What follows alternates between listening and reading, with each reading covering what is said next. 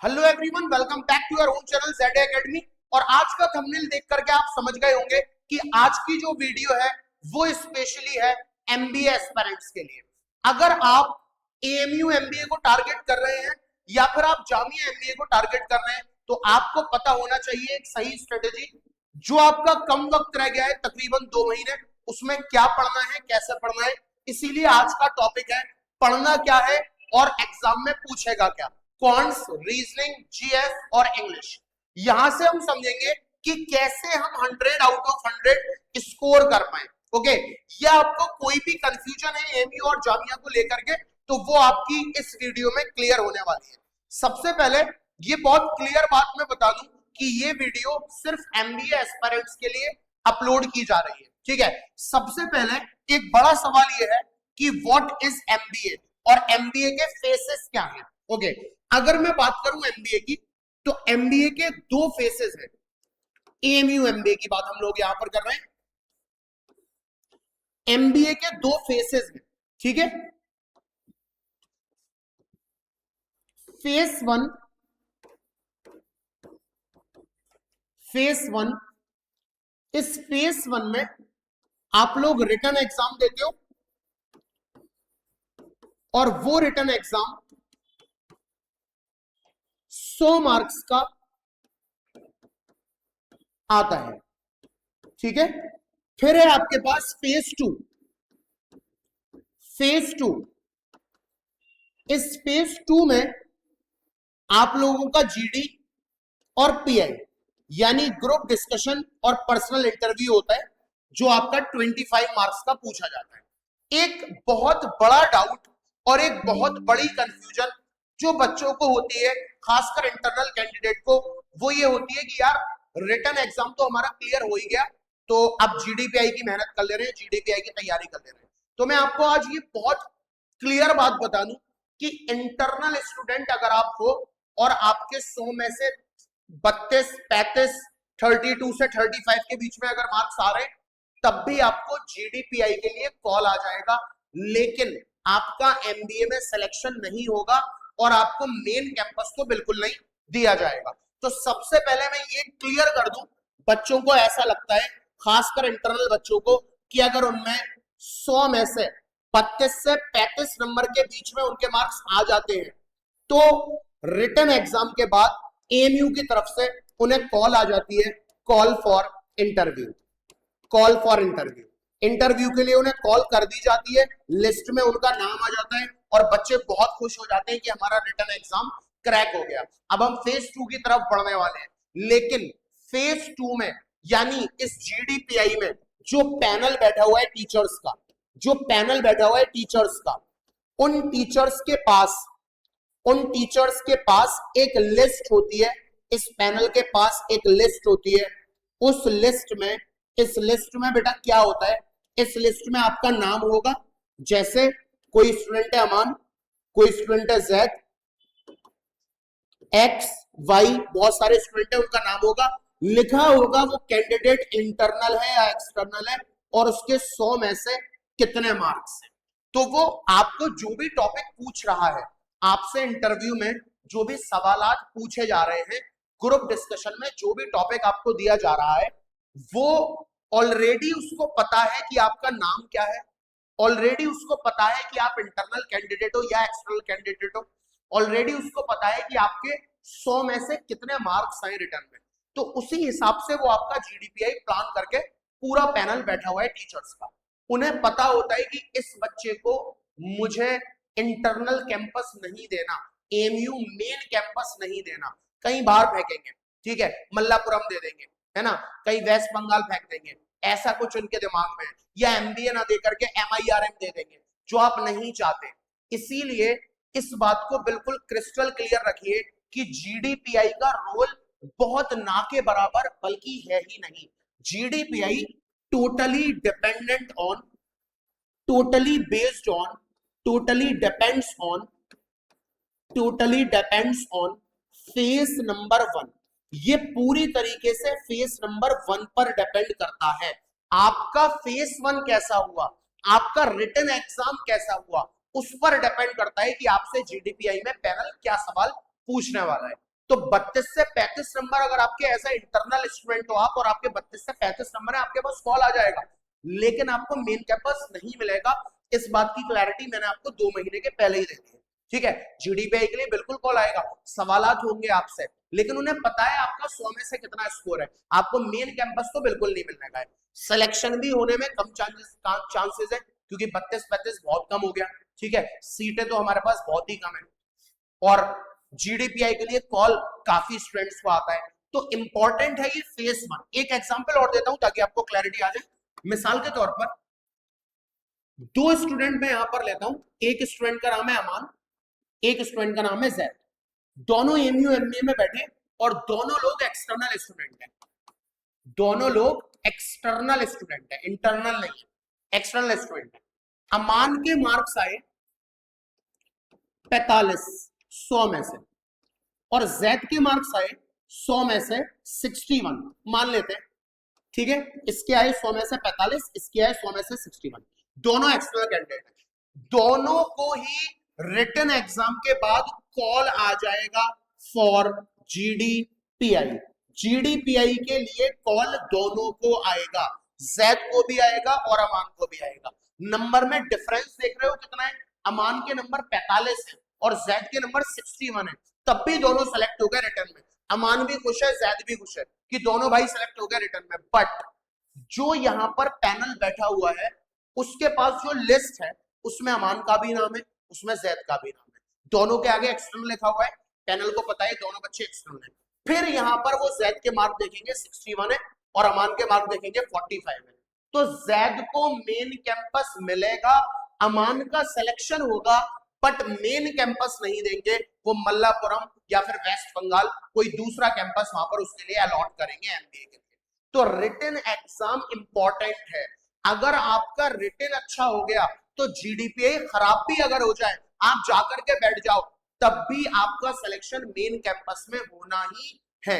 लेकिन आपका रिटन खराब हो गया और जीडीपीआई आपका बहुत बेहतर हो गया, तब भी आपको सिर्फ 25 में से 25 मिल सकते हैं, जो एनएफ नहीं है मेन कैंपस मिलने के लिए, क्योंकि मेन कैंपस में जो आपको नंबर है वो टोटल में से काउंट होंगे, रिटन भी और जीडीपीआई भी। इसीलिए इन दोनों फेसेस में सबसे इंपॉर्टेंट फेस है हमारा रिटन एग्जाम का। तो एक तो ये जो डाउट होता है बच्चों को, वो उम्मीद है यहाँ पर क्लियर हो गया होगा, ठीक है।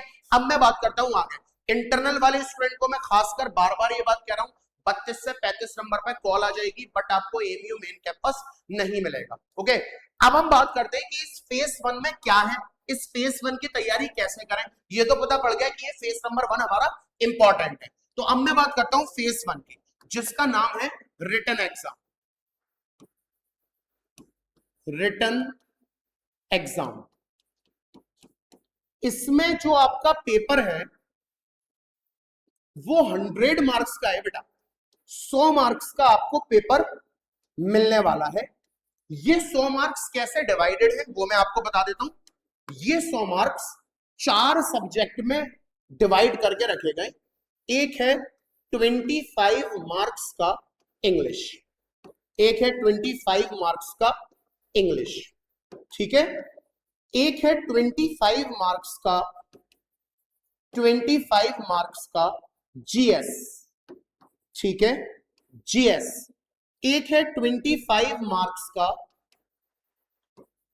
25 मार्क्स का एलआर और डीआई। एलआर का मतलब लॉजिकल रीजनिंग, एलआर का मतलब लॉजिकल रीजनिंग, और डीआई का मतलब डेटा इंटरप्रिटेशन। लास्ट ईयर का जो पेपर हुआ था उसमें डीआई से एक भी सवाल नहीं आया था, लॉजिकल रीजनिंग से 25 सवाल आए थे। उससे लास्ट ईयर का पेपर जो हुआ था उसमें लॉजिकल रीजनिंग से 20 सवाल आए थे और डीआई से 5 सवाल आए थे। उससे पिछली साल का पेपर जो हुआ था उसमें लॉजिकल रीजनिंग से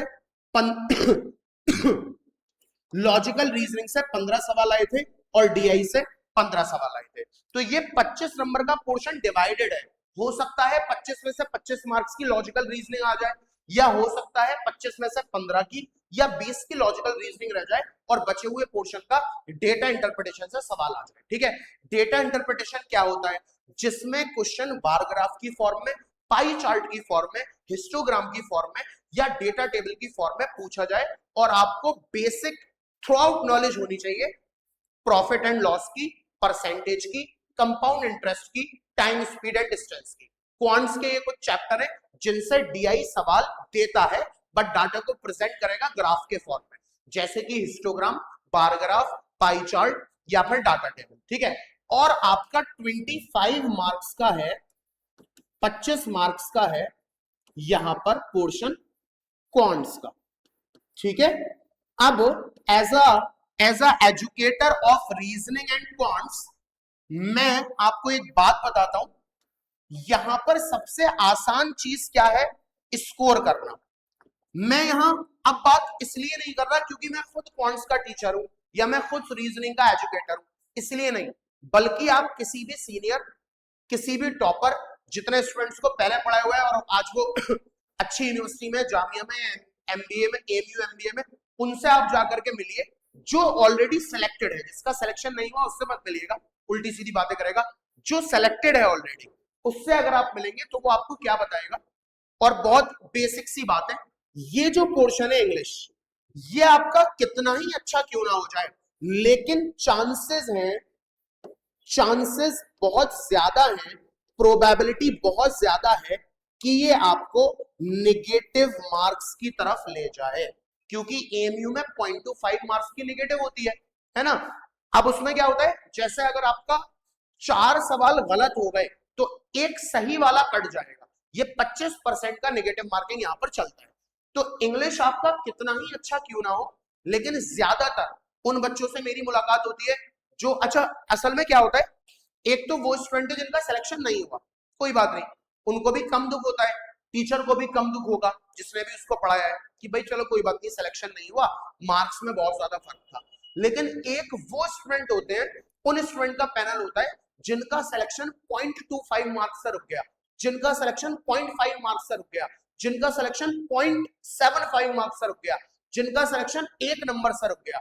1 नंबर तो बहुत बड़ा है एंट्रेंस के लिए, क्योंकि उस 1 नंबर में 4.25 छुपे हुए हैं, बच्चों का सिलेक्शन 0.25 से भी रह गया है। जब मेरी उनसे मुलाकात होती है या वो दोबारा साल तैयारी करते हैं और मुलाकात करते हैं, तो वो बताते हैं कि सर पेपर तो बहुत अच्छा आया था, जैसा आपने बताया बिल्कुल वैसा आया था, बट हम लोग इंग्लिश में नेगेटिव मार्किंग में चले गए, हमें ऐसा लग रहा था कि इस सवाल का आंसर सी होगा, लेकिन घर आकर जब चेक करा तो उसका आंसर डी निकला। ये अगर मैं 100 बच्चों से बात करता हूं तो 100 में से 90 बच्चों का कहना ये होता है कि सर इंग्लिश में नेगेटिव मार्किंग की वजह से रह गए। तो इंग्लिश अच्छा सब्जेक्ट है, आपको पढ़ना चाहिए। आपका जो भी एजुकेटर जिस भी कोचिंग में है, टीचर तो सभी अच्छे होते हैं, किसी भी कोचिंग से आप तैयारी कर रहे हो और जो आपको इंग्लिश पढ़ा रहा है वो तो अपना बेस्ट ही दे रहा होगा, हर टीचर अपना बेस्ट देता है, ठीक है, लेकिन इंग्लिश की फितरत इस तरीके की है कि उसमें चांसेस ज्यादा लगते हैं कि यार ये भी हो सकता है, ये भी हो सकता है। तो ऐसा बच्चे बोलते हैं कि 100 में से अगर मैं 90 बच्चों से बात करूंगा तो वो बोलते हैं कि सर इंग्लिश की वजह से नाम रह गया और नेगेटिव में रह गए। तो उनका अफसोस एज अ टीचर मुझे भी ज्यादा होता है और उनको भी ज्यादा होता है, क्योंकि एक बच्चा तो वो जिसका नाम हुआ ही आया ही नहीं, 7-8 नंबर के वजह से नाम रह गया, ज्यादा दुख नहीं होगा, है ना। बच्चे को भी पता यार बहुत डिफरेंस था, लेकिन एक वो बच्चा है जिसका सिलेक्शन 0.25 मार्क्स से रुक गया, तो वो देखेगा कहां कमी रह गई, और कमी निकलती है कि इंग्लिश में नेगेटिव मार्किंग में रह गए।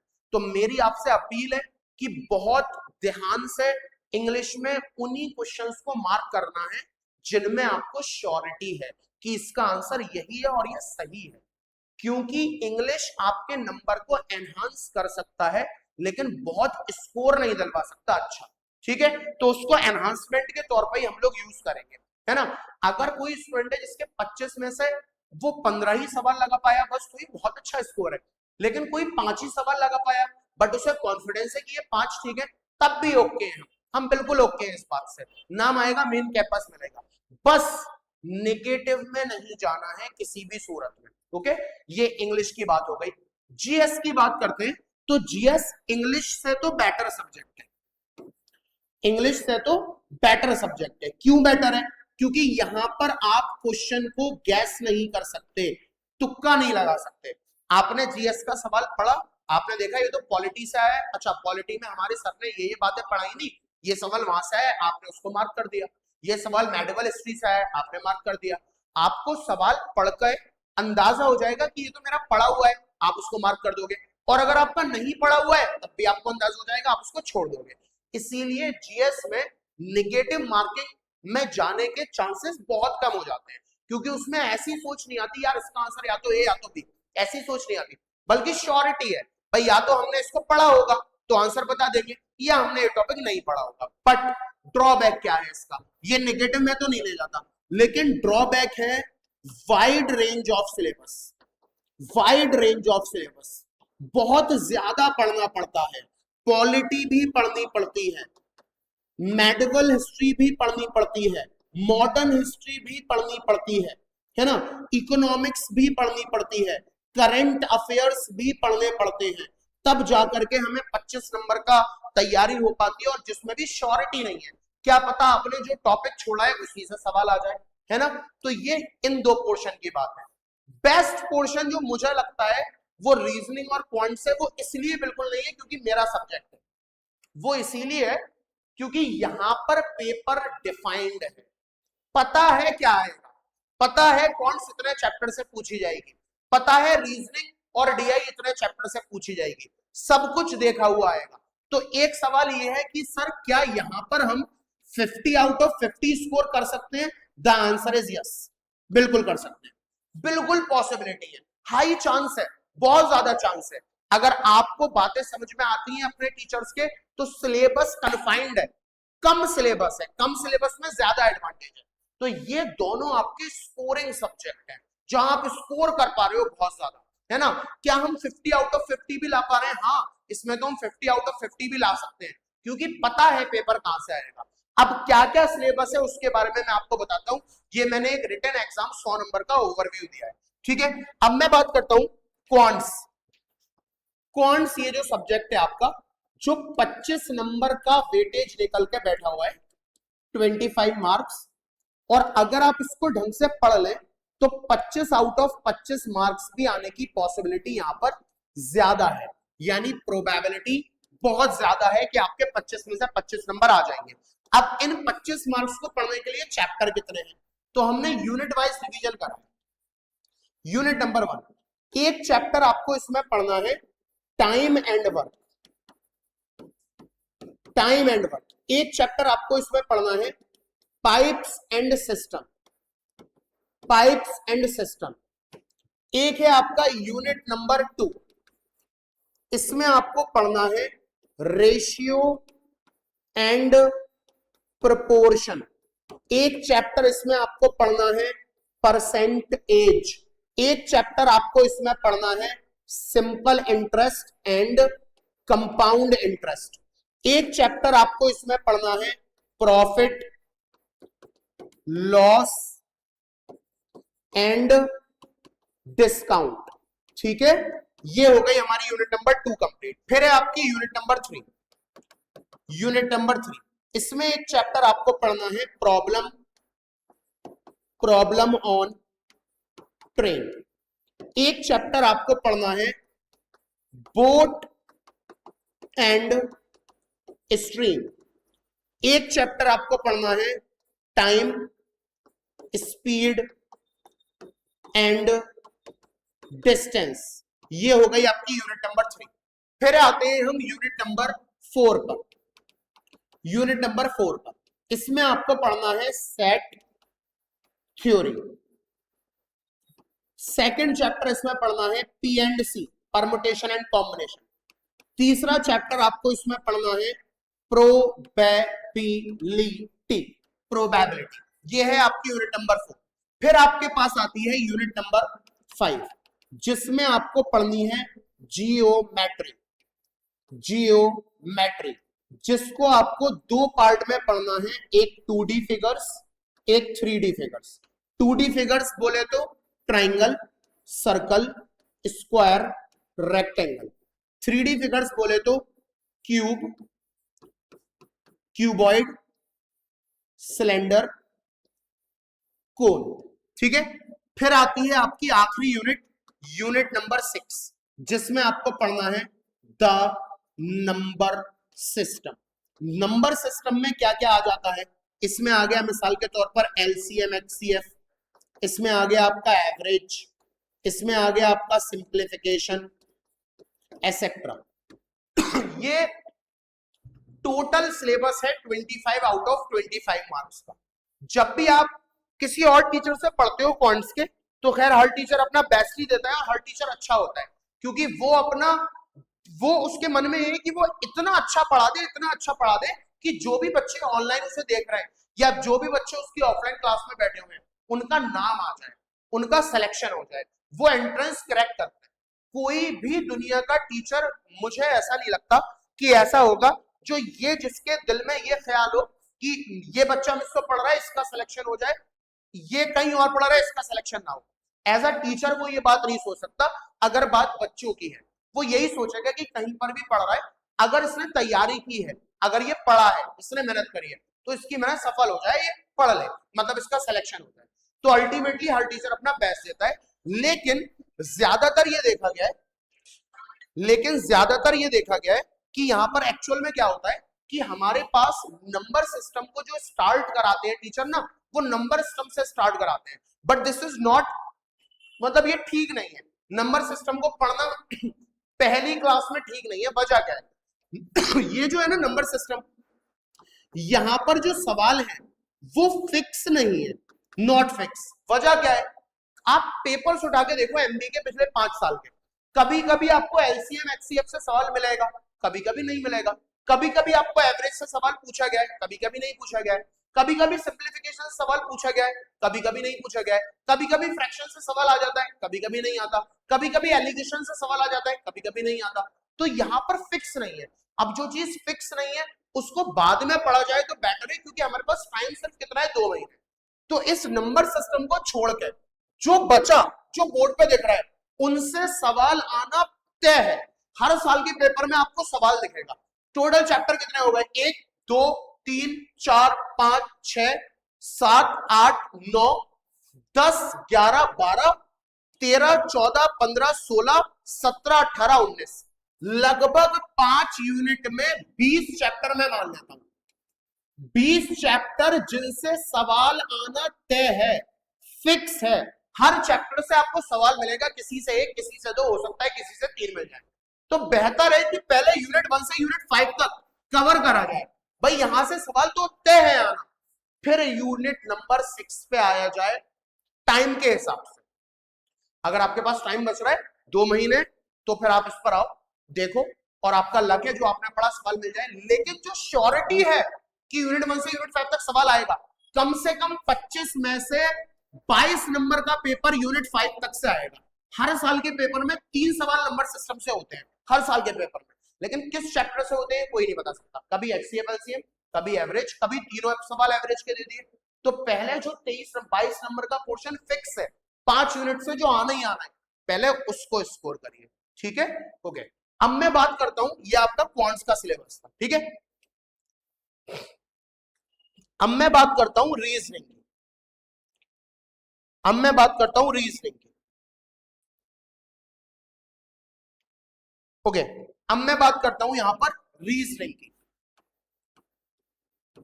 रीजनिंग, रीजनिंग में क्या है? रीजनिंग में क्या है जी? सुनिए, रीजनिंग में हमारा सिलेबस फिक्स है। 25 में से 25 सवाल हम यहां से स्कोर क्या कर सकते हैं? आंसर इज यस, बिल्कुल कर सकते हैं। कैसे करना है भाई? इसमें क्या क्या पढ़ना है? इसमें हमें एक तो कोडिंग डिकोडिंग पे कमांड होनी चाहिए, कोडिंग डिकोडिंग। एक हमें इसमें कमांड होनी चाहिए क्लासिफिकेशन पर, क्लासिफिकेशन पर। एक हमें कमांड होनी चाहिए एनालॉजी पर। चैप्टर 4 हमारा है alphabetical test, alphabetical test. Chapter 5 हमारा है direction and distance, direction and distance.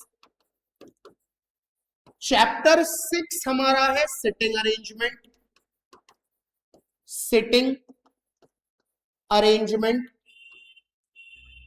Chapter 7 हमारा है रैंकिंग अरेंजमेंट, रैंकिंग अरेंजमेंट, ठीक है जी। चैप्टर 8 हमारा है क्लॉक। चैप्टर 9 हमारा है कैलेंडर। चैप्टर 10 हमारा है मैथमेटिकल ऑपरेशन।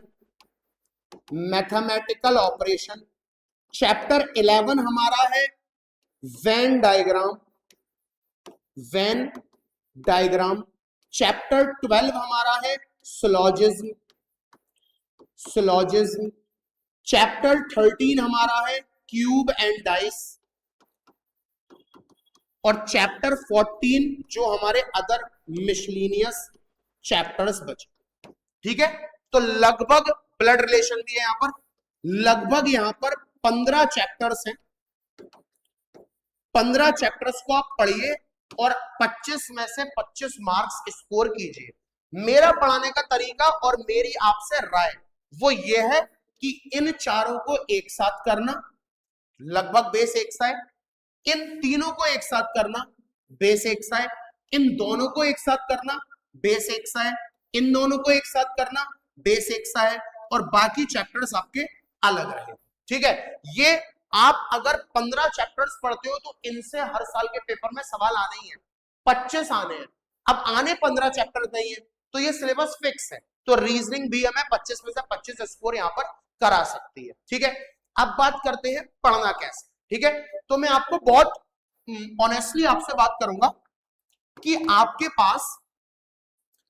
पास अब आते हैं चॉइसेस में। तो यहां पर 3 तरह के व्यूअर्स हैं जो इस वीडियो को देख रहे हैं, वो 3 तरीके के व्यूअर्स। ठीक है, एक व्यूअर्स वो है जो सेल्फ स्टडी कर रहे हैं, जो सेल्फ स्टडी कर रहे हैं।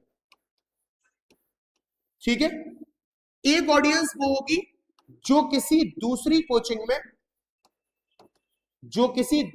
कोचिंग में एमबीए एंट्रेंस की तैयारी कर रहे हैं, या फिर अभी 2 महीने का टाइम है, एडमिशन लेंगे। ठीक है, एक वो बच्चे हैं जो यहां जेड एकेडमी में तैयारी करेंगे या कर रहे हैं। ठीक है, लास्ट बैच अभी हमारा बचा। अब प्रॉब्लम क्या है? ठीक है, कोचिंग्स में जो टीचर अवेलेबल है, चाहे वो मैं हूं या कोई और, मैंने अभी अभी बताया, वो आपको अपना बेस्ट देगा। ठीक है, तो हम इन दोनों के ऊपर बाद में आते हैं, क्योंकि जेड एकेडमी के पास भी टीचर्स हैं और दूसरी कोचिंग के पास भी क्या है, टीचर्स हैं। हम बाद में आते हैं। पहले मैं उन स्टूडेंट की बात करता हूं जिनके पास कोई टीचर नहीं है, जो स्टूडेंट सेल्फ स्टडी कर रहे हैं। सेल्फ स्टडी, अपने आप से बेचारे मेहनत कर रहे हैं, डायरेक्शन नहीं पता पड़ पा रही है लेकिन पढ़ने में अच्छे हैं। तो बेटा मैंने अभी अभी जो आपको बताया वो आपका सिलेबस है, आप मेहनत कीजिए, तैयारी कीजिए, जितना हो सका है, जितना हो सका है मुझसे, जितना हो सका है मुझसे। मैंने उसमें से चैप्टर्स यूट्यूब पे डाले हैं, जैसे मेरे ये दोनों चैप्टर यूट्यूब पे पढ़े हुए हैं, time and work, pipe and system.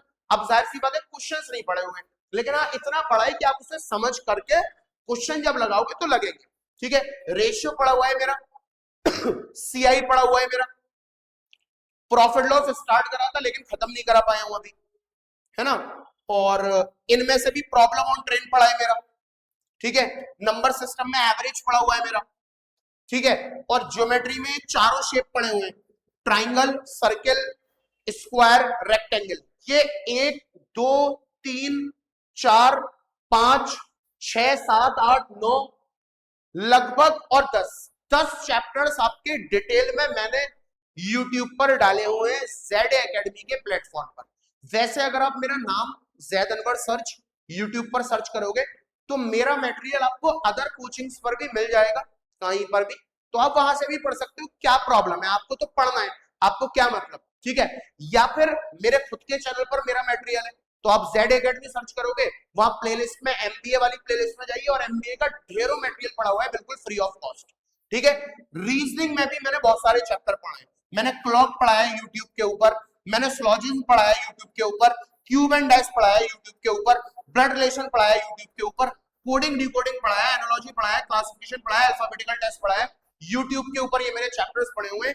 आप जेड एकेडमी को सर्च कीजिए और जेड एकेडमी को सर्च करने के बाद आप एमबीए वाली प्लेलिस्ट में आइए, वहां आपको मेरा मटेरियल मिल जाएगा। या आप अगर मेरा नाम भी सर्च कर लेते हो जैद अनवर सर, तो मेरे चैनल पर और अलग अदर कोचिंग्स के चैनल पर भी आपको मैं अवेलेबल मिल जाऊंगा। ठीक है, ये बात है सेल्फ स्टडी वाले बच्चों के लिए। बेटा best of luck, heads of you कि आपने बिना किसी कोचिंग के, बिना किसी टीचर के मेहनत करी, लेकिन प्लीज डायरेक्शन बेस्ड मेहनत करिएगा। प्लीज डायरेक्शन बेस्ड मेहनत करिएगा, डायरेक्शन होनी चाहिए आपके पास एक। उसके लिए मैंने आपको बता दिया कि आप मेरी वीडियोस यूट्यूब पर देख सकते हो, Zaid Anwar sir Z academy के चैनल पर।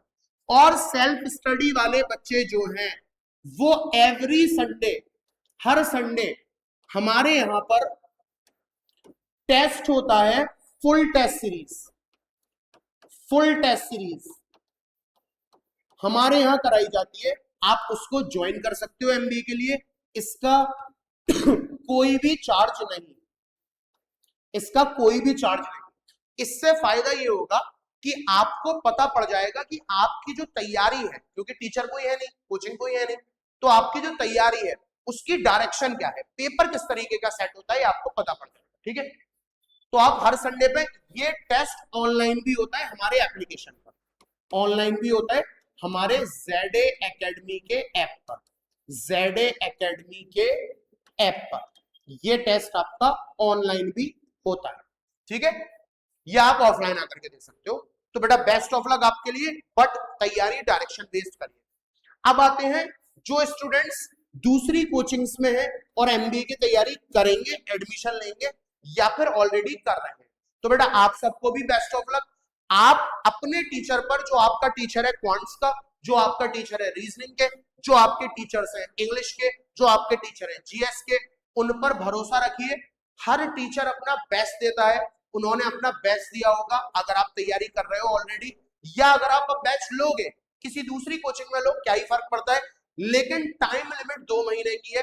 तब भी आप अपने एजुकेटर्स पर भरोसा रखिए, वो जो भी आपको कंटेंट देंगे वो कंटेंट पर भरोसा रखिए, बट डायरेक्शन बेस्ड मेहनत करिए आप लोग भी, और टेस्ट सीरीज कोई भी ज्वाइन कर सकता है। ठीक है, अब मैं आता हूं अपने जेड एकेडमी पर। हमारे ऑलरेडी 6 बैचेस चल रहे हैं। इन 6 बैचेस में जो बच्चे ऑलरेडी एनरोल हैं, ठीक है, उन सभी को बेटा बेस्ट ऑफ लक, अपनी तैयारी अच्छी कर रहे हो। एमबीए 1, 2, 3 का सिलेबस पूरा हो चुका है, तो वो लोग टेस्ट सीरीज पर है, लेकिन आपको प्रैक्टिस नहीं छोड़ दी। जहां आपने प्रैक्टिस छोड़ दी वहां इश्यू आ जाता है, दिक्कत हो जाती है। और जो बच्चे ऐसे हैं जो अब हमारा कोई बैच परचेस करना चाहते हैं, तो अब हमारा एक आखिरी बैच स्टार्ट हो रहा है जिसका नाम है एमबीए द फाइनल चैप्टर। ठीक है, तो मैं उसके बारे में बता दे रहा हूं कि आपको इस बैच में मिलने क्या क्या वाला है, ताकि आपको एक क्लैरिटी आ जाए कि हमारे पास क्या है। ठीक है,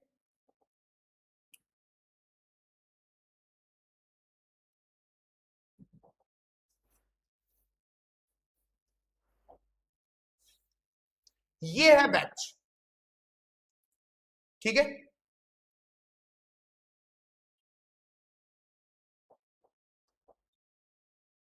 ये है बैच जिसका नाम है एमबीए द फाइनल चैप्टर। ठीक है, एमबीए द फाइनल चैप्टर। इसमें क्या क्या आपको मिलने वाला है और क्या रहेगा, कैसे रहेगा, वो सारी बातें मैं आपसे यहां करूंगा, वो सारी बातें मैं आपको क्लैरिटी के साथ बता दूं। ठीक है, इस बैच का नाम एमबीए द फाइनल चैप्टर है। एक तो this batch will be the last batch of our coaching, ये हमारी जेड एकेडमी का आखिरी बैच, लास्ट बैच। ठीक है, जाहिर सी बात है कि वक्त सिर्फ 2 महीने का है। ठीक है, तो किस तरह से आपको वो चारों सब्जेक्ट कवर कराने, वो हमारी जिम्मेदारी रहेगी। इसमें जो 50 नंबर का पोर्शन है आपका, जिसमें क्वांट्स और रीजनिंग है, क्यू और आर, 50 मार्क्स का, ये आपको ऑब्वियस है मैं पढ़ाने वाला हूं, Zaid Anwar sir, Zaid Anwar sir, 50 marks का पोर्शन क्वांट्स और रीजनिंग का। ठीक है, इसमें मैं आपके 2 सब्जेक्ट कवर करूंगा, बल्कि 3, क्वांट्स, लॉजिकल रीजनिंग और डीआई, डेटा इंटरप्रिटेशन। ठीक है, तो इस 50 मार्क्स की टेंशन जो मैंने अभी आपको इतना लंबा चौड़ा सिलेबस दिखाया था, वो तो आपको नहीं लेनी है, वो मेरी जिम्मेदारी। ठीक, बचा हुआ 25 मार्क्स का पोर्शन कवर कराएंगी doctor Shaista ma'am, doctor Shaista ma'am. ठीक है, जो पीएचडी स्कॉलर है, पीएचडी है, और मैम कश्मीर यूनिवर्सिटी में एक प्रोफेसर भी थी, लेकिन किसी वजह से अब अलीगढ़ शिफ्ट हुई है, तो अब हमारे साथ है पूरी तरह से। तो मैम आपका पोर्शन 25 मार्क्स का कवर कराएंगे इंग्लिश का। और एज आप सबके सब जानते हो 25 मार्क्स जब जब बात आती है सब्जेक्ट जीएस की, तो एक ही नाम है, सबूर सर। सबूर सर ये 25 नंबर का आपको कवर कराएंगे सबूर सर। सबूर सर ने बहुत मेहनत करके, बहुत ज्यादा मेहनत करके आपको नोट्स के अलावा ये ब्लू बुक सबूर सर ने तैयार करी है, जिसका नाम है द ब्लू बुक। शायद यहां दिख रही हो द ब्लू बुक, ठीक है, आई थिंक दिख रहा है। ये सबूर सर ने तैयार करा है the blue book. This is the question bank for MBA, CAT, Jamia, AMU, इन सब के लिए। तो ये बहुत टाइम से इस पर काम चल रहा था ब्लू बुक पर। सबूर सर ने फाइनली इसको तैयार कर दिया है। सबूर सर का नाम भी है जो शायद कैमरे में दिख नहीं रहा होगा, सबूर अहमद खान, जेड एकेडमी अलीगढ़, ठीक है। यहां पर सबूर सर ने क्या करा है, ये मैं इसका एक पेज पढ़ देता हूं। GS has always been a crucial component of every examination, whether it's a BLLB entrance, MBA, CUET or other GS-based test. Awareness of facts, first, superlatives and world affairs forms the backbone of a student of preparation. This book, Saboor GS GK Master Series, book का नाम sir ने लिखा है सबूर sir GS master series. इसमें आपको क्या क्या मिलने वाला है, लगभग 1000 MCQ है on first in India and the world, book and authors, parliament of the world, geographical, और मुझे पढ़ना भी नहीं आ रहा, सर का ही कोई पोर्शन होगा, largest and smallest countries, Indian superlatives, intelligence, detective agencies, polity, economics, ऐसा कुछ सर ने यहाँ पर लिखा हुआ है। 5+ years ऑफ टीचिंग एक्सपीरियंस है सर को, आप ऑलरेडी आप जानते हो, और ये सर ने तैयार करे हुए हैं यहाँ पर ये ढेर सारे एमसीक्यू। सर ने इस बुक में क्या किया है वो मैं आपको बता दूं। ब्लू बुक में सर ने एक पर्टिकुलर टॉपिक उठाया और उससे कितने एमसीक्यू बन सकते हैं वो सारे एमसीक्यू के वेरिएशन आपको इस बुक में प्रोवाइड कराए। तो सबूर सर जो आपका बैच में जीएस का पार्ट कवर करेंगे वो आपको प्रोवाइड कराएंगे। ये हमारे पास आपको चारों मटेरियल मिलेंगे। ये है इंग्लिश शाइस्ता मैम का मटेरियल, ये है क्वांट्स मेरा मटेरियल, और ये है आपके पास रीजनिंग मेरा मटेरियल। तो ये चारों material along with the blue book, GS, English और आपका रीजनिंग और quants, along with the material आपको प्रॉपर गाइडेंस मिलेगी टीचर की। ये बैच आपका दोनों मोड में रहेगा, ये बैच आपका ऑनलाइन मोड में भी रहेगा और ये बैच आपका ऑफलाइन मोड में भी रहेगा। ऑनलाइन ऑफलाइन दोनों। अगर आप ऑफलाइन करना चाहते हो तो आप ऑफलाइन कीजिए, ऑनलाइन करना चाहते हो तो जेड एकेडमी का एप्लीकेशन, वहां सारी क्लासेस आपको अवेलेबल करा दी जाएंगी, ठीक है। इसके अलावा व्हाट वी प्रोवाइड, ये सारा कुछ मैंने आपको बता दिया। थोड़ी सी बात और मैं करता हूं, लिमिटेड एडिशन, क्योंकि बैच की डेट 5 अप्रैल है, तो आज मेरा ख्याल है 3 तारीख हो चुकी है, तो हाँ 3 तारीख है, तो आपके पास आज का वक्त है, 4 तारीख कल का वक्त है और 5 तक का वक्त है, यानी 5 तारीख भी है। 6 से फिर कोई एडमिशन इस बैच में नहीं लिया जाएगा क्योंकि आखिरी बैच है, ठीक है। तो एडमिशन जो है वो 5 अप्रैल तक वैलिड है। आप अपने आप को इस बैच में रजिस्टर कराने के लिए ये ऊपर वाला नंबर ऑफिस का है, इस पर कांटेक्ट करिए। नीचे वाला नंबर 9520845473 मेरा है, या मुझसे कांटेक्ट करिए बैच की डिटेल्स के बारे में अगर आपको और जानना है और अपने सिलेक्शन को सिक्योर कराना है। दूसरी बात, आपको यहां पर जब आप आओगे ऑफलाइन या ऑनलाइन तो 5 दिन का डेमो बिल्कुल फ्री है, डेमो का कोई चार्ज नहीं है। अगर आप बैच परचेज नहीं करते हो, मतलब आपको बैच परचेज नहीं करना, आपको पहले डेमो लेना है, तो आपने डेमो लिया, 5 दिन का डेमो आपने करा और आपको समझ में नहीं आया, लेट्स से मान लेते हैं, तो आपका उसका डेमो का कोई चार्ज नहीं है, ठीक है। ये मेरी हम्बल रिक्वेस्ट है हर स्टूडेंट से जो अब अपनी प्रिपरेशन करना चाहता है। आप कहीं भी कोचिंग करो कोई फर्क नहीं पड़ता, कोई भी फर्क नहीं है, आप यहां लो, इस बैच को लो, या आप कहीं और कोचिंग करो, कोई फर्क नहीं पड़ता, ठीक है। बट जहां भी आप कोचिंग करो हमेशा पहले डेमो लीजिए, कम से कम 5 दिन का। डेमो के बाद अगर आप ओके हो देन जो भी फीस और अदर प्रोसेस है उसको पूरा कीजिए, और अगर आप डेमो में ओके नहीं हो तब तक आप एनरोल मत हुई है। डेमो मैंडेटरी है, डेमो जरूरी है। 2 महीने की बात है आपको कैंपस तक पहुंचाने की, आपके साथ तैयारी करने की, आपके साथ लगने की। तो डेमो इज मस्ट, डेमो जरूर लीजिए। उम्मीद है वीडियो पसंद आई होगी। अगर कोई भी क्वेरी हो तो आप कमेंट सेक्शन में मुझे बता सकते हैं। Thank you very much. Allah Hafiz.